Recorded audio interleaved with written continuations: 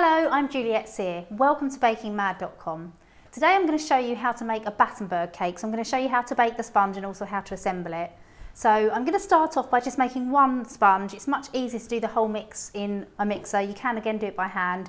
Then I'm going to separate it in half when I want to get the two colours. So first of all, I'm just going to take my butter, it's softened butter, and just pop that into my mixing bowl. And then also my sugar. I'm using unrefined castor sugar. I really prefer it. It's got a much richer taste. It's so much better for baking. Always use unrefined sugar.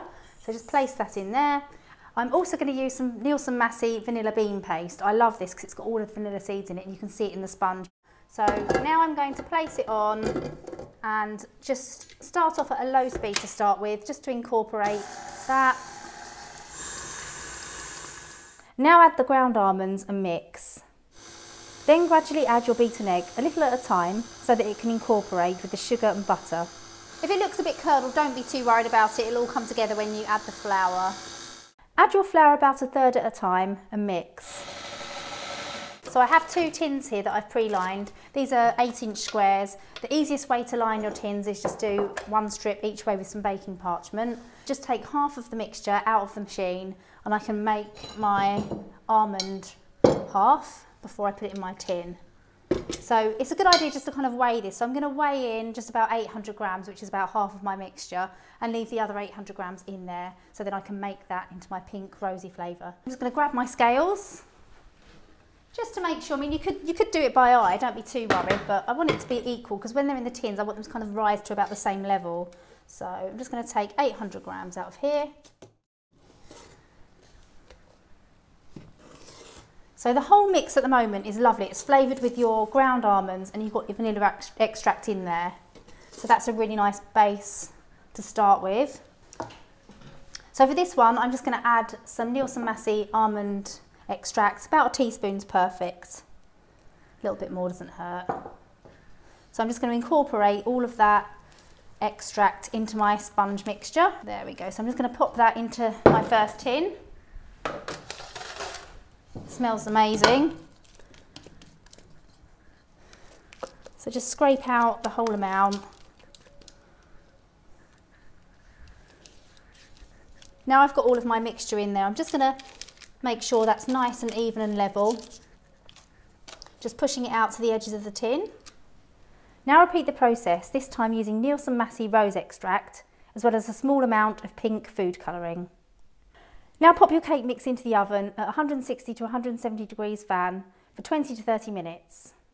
So my cakes are all done and cooled down now, so it's time to assemble my cake. So I'm just going to remove the baking parchment.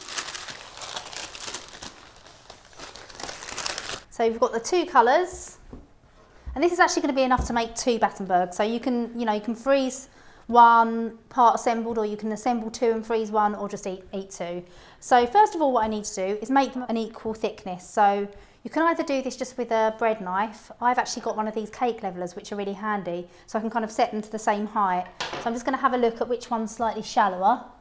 So it would be this one. So I'm just going to use this just to go over the top, and it's just going to cut off the excess, just to reveal the kind of cut sponge. So when I assemble it, it's going to be nice and neat and level. So again, I finished with that. You could, make a trifle with it, or just put it in a bag and eat it, or cake pops. Just cut the other one down.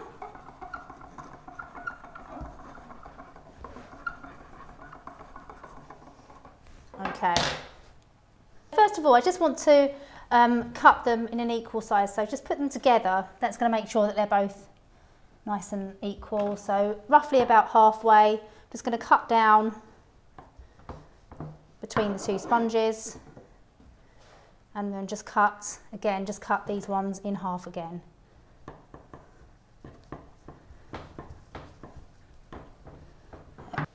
Okay, so there we go. You could trim off the excess sponge if you wanted to, so I'm just going to use these parts for the moment because they're from the middle of my cake, so I don't need to worry about that. So there we go, we've got 4 pieces. I'm just going to trim off the ends, either ends here as well, just so I've got no crusty bits. Right, so I'm good to go with my covering now, so I'm just going to move these out of the way. Now for the marzipan, dust your work surface with icing sugar. Okay, so I want it to be big big enough to go over all 3 sides of my cake. So just keep rolling out. So that's probably long enough because I want to just go around the outside. I'm going to leave the edges cut so you can see the lovely checkerboard effect. So that's kind of, so this is kind of thick enough now, I'd say. So if you're into cake decorating, you might have something like this already, but I like these impression pins. These are really cool because you can add a texture onto the surface of your sugar paste or marzipan. I'm going to use quite a firm pressure, and what I want to do is just not move it now, just kind of making sure that it's not moving, so I've got a nice continuous pattern. So it's going to make it a little bit more funky. So there you go, got a nice pattern on there. So now I'm going to assemble the cake. So I'm going to turn it over because I prefer to have the cut side underneath. Now brush your marzipan with boiled and then cooled apricot jam. So now I'm going to start to assemble the sponge. So I'm going to take 1 piece of the almond flavour sponge. Now I'm going to put my rose piece there, so I'm just going to use a little bit more jam in between those 2 pieces of sponge. So just squeeze those together. So now I'm going to add some more jam onto this surface. Be quite generous with it. There we go. So to create the checkerboard effect, I'm just going to add my rose piece on top of the almond one there, and again a little bit more jam just on this cut side. There we go, and just finish off, pop that on there, and just push them all together to seal it. So I've got plenty of jam around here. I think I will just add a tiny bit to my sponge just to be sure. Make sure it's really sticky. There we go. So now I'm going to fold my marzipan up and over. So I've got some excess here, so I'm just going to trim off the excess, just make a little mark. Just about there. Just pop that back over. So that's one side. And now just bringing this one over, kind of, don't want to have too much, just cut that excess off. And just wrap that all the way over. And just push it together to seal. You're not going to see this because it's going to be underneath the cake. So just turn it over. And now I can cut off the edges. Just going right through the marzipan and the sponge. There we go. You've got that lovely kind of checkerboard effect. And just do the other side.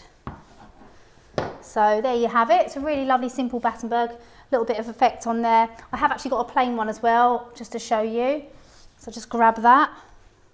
So this one's just been covered without any texture. Again, I think this looks really, really nice, just nice and simple. Just cut the excess off.